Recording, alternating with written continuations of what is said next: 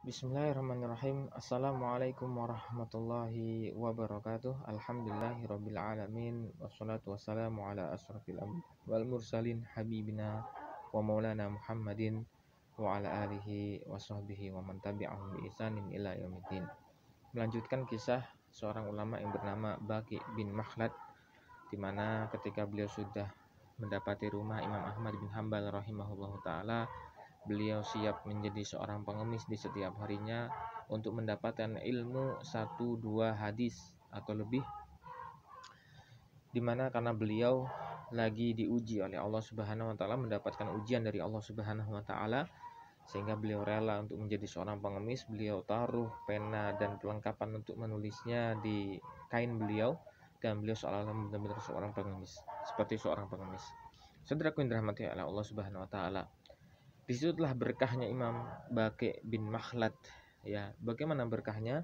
Karena beliau Imam Baqi bin Makhlad rahimahullahu taala ini, ketika beliau Imam Ahmad sudah bebas dari ujiannya karena yang seorang pemimpinnya di suatu negara itu telah meninggal dunia dan digantikan dengan yang lain, dan mencabut hukuman atau mencabut ujian dari Imam Ahmad bin Hambal rahimahullah ta'ala, dan beliau bisa lagi memberikan ceramah umum, memberikan ilmu-ilmu secara banyak. Orang-orang yang luas itu ikut menimba ilmu, lalu beliau pun tetap ikut untuk menimba ilmu.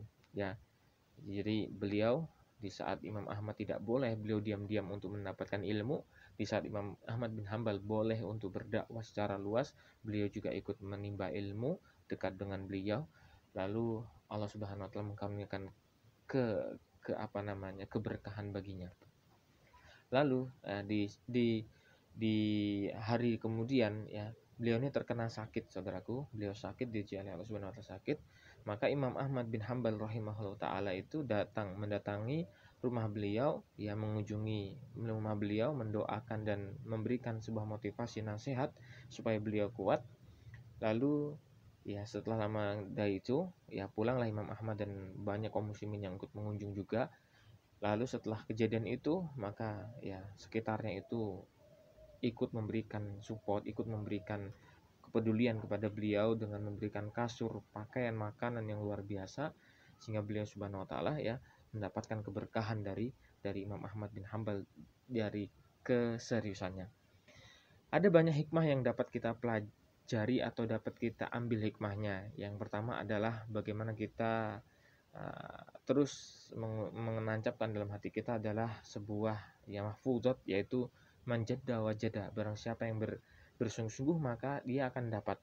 Bahasa sabar, bersungguh-sungguh dia dapat. Dia bersungguh-sungguh untuk mendapatkan ilmu meskipun dia menyamar seperti orang pengemis, akan tapi ia sangat serius, sangat bersungguh-sungguh, maka ia mendapatkan 1-2 hadis bahkan lebih dari Imam Ahmad bin Hambal. Ini yang pertama, wajada. Barang siapa yang bersungguh-sungguh maka ia akan mendapatkan ilmu. Yang kedua, tentang kesabaran. Luar biasa perjalanan beliau dari Andalusia ke Baghdad itu memakan puluhan kilo, enggak cuma puluhan, bahkan ribuan kilo.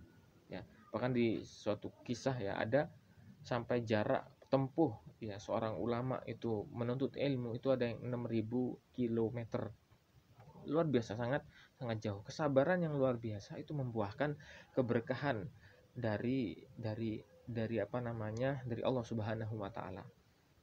Luar biasa perjalanan. Nah, itulah kami pernah melihat bahwasannya seseorang yang akan didewasakan, akan dewasa sikapnya dalam untuk ilmu itu, bagaimana keluar dalam mencari ilmu, tidak hanya di kotanya saja, akan tapi dia keluar untuk menuju ke ulama-ulama yang lain.